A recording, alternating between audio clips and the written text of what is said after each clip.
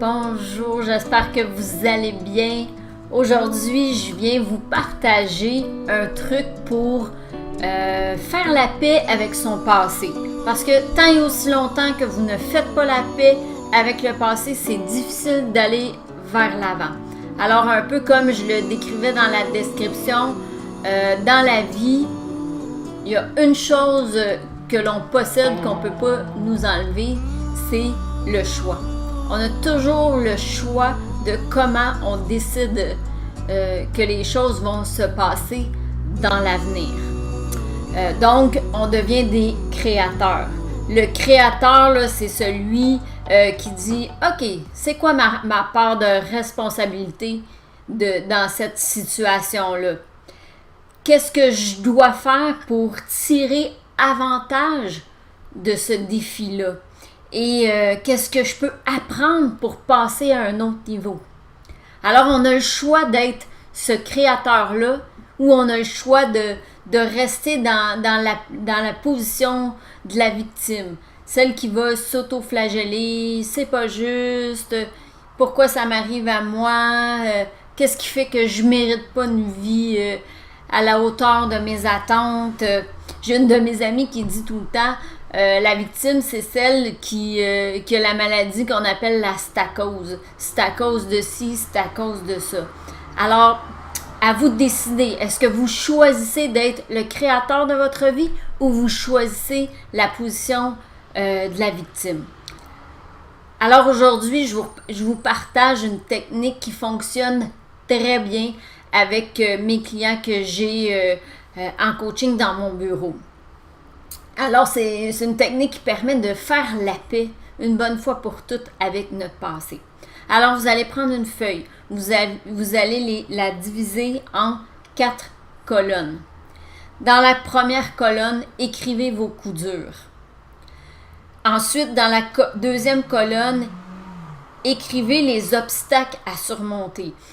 Donc, si vous êtes ici, vous êtes des mamans solo, vous avez eu donc un coup dur qui est probablement une séparation. C'est quoi les obstacles que j'ai dû à surmonter? Ben, j'ai dû à surmonter de payer tout seul, d'éduquer mes enfants seul, de vivre avec la solitude. Parfois, où on a nos enfants à temps plein, alors c'est difficile de trouver du temps pour soi. Donc, l'obstacle que j'ai à surmonter, c'est de trouver du temps pour moi. Et quand on est en garde partagée, ben c'est justement de se retrouver seul. Souvent, depuis des années qu'on a des enfants, on se retrouve jamais seul. Et là, ben, puis en plus, on vit l'ennui. Alors, on a ça comme obstacle à surmonter. Alors, c'est quoi les avantages de ce coup dur? Qu'est-ce que j'apprends dans ça? Ben, de me retrouver seule, j'apprends à devenir plus autonome, j'apprends à compter sur moi, je développe mon autonomie. Et dans la quatrième colonne, comment est-ce que j'exploite ces avantages-là? Alors concrètement, que faites-vous concrètement comme pour développer votre autonomie? Donc, j'apprends à faire un budget. Qu'est-ce que je fais concrètement pour prendre soin de ma solitude quand mes enfants sont pas là? Je me remémore qu'est-ce que j'aimais faire avant d'avoir des enfants et je recommence à prendre soin de moi.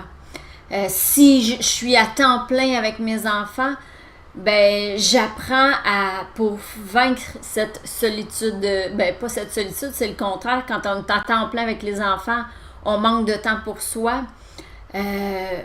Donc j'en tire avantage, j'apprends à augmenter mon cercle d'amis, améliorer les gens qui m'entourent pour aller chercher de l'aide. Alors je développe ma capacité à bien m'entourer pour qu'on puisse m'aider. Alors, je résume, vous faites une colonne les coups durs, les obstacles à surmonter les avantages et comment exploiter les avantages.